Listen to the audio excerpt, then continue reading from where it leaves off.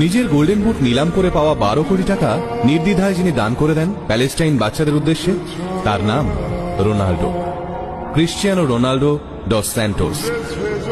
গোল করার পর মাঠে সাইডে গিয়ে তার সেই আইকনিক সিউ সেলিব্রেশন, যা দেখে ফেটে পড়ে দর্শক।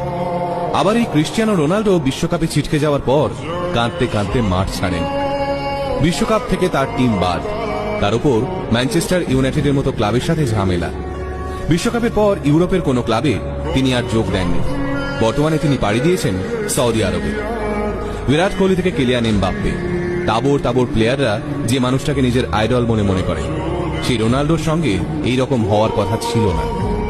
একসময় ছোট্ট ক্রিশ্চিয়ানোর ফুটবল কেনার পয়সা ছিল না। ছেঁড়া বলের ভিতর কাপড় ঢুকিয়ে প্র্যাকটিস করত ছেলেটা। খেলার সময় একটু দৌড়াদৌড়ি করলেই হার্টবিট তরতর করে বেড়ে যেত তার।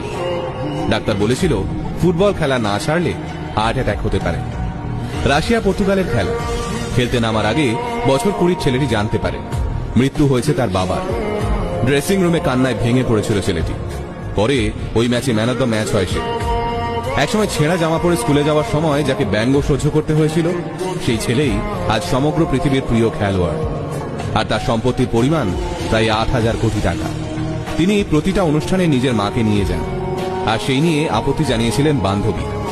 মাকে নিয়ে বান্ধবীর আপত্তি আছে শুনে তৎক্ষণাৎ নিজের বান্ধবীকেও ছেড়ে দেন তিনি। এতটাই শক্তিশালী ছিল তার শিকড়ের টান। রোনাল্ডোর জন্ম এক গরিব পরিবারে। 2 বেলা দুমুঠো ভাত জোগাড় করতে রোনাল্ডোর বাবা হিমশিম খেত। ভালো জামা কাপড় কিনে দেওয়া তো দূরের কথা, ছেঁড়া জামা পরে স্কুলে যেতে হতো তাকে। বাড়ির আর্থিক অবস্থা খারাপ, বাবা সারাদিন মাতাল হয়ে থাকে। নোংরা জামা কাপড় পরে স্কুলে গেলে কপালে জোটে শিক্ষকদের গঞ্জনা। কয়েকটা পয়সার জন্য খুব ছোট থেকেই সাফাই কর্মীর কাজ করতে থাকে রোনাল্ডো। সমস্ত গঞ্জনা, অবহেলা, বঞ্চনার বদলা তিনি তুলতেন মাঠে। ফুটবলের শট মেরে, নিজের থেকে বয়সে বড় ছেলেদের ড্রিবল করে, মাঝমাঠ থেকে ফ্রি কিক মেরে।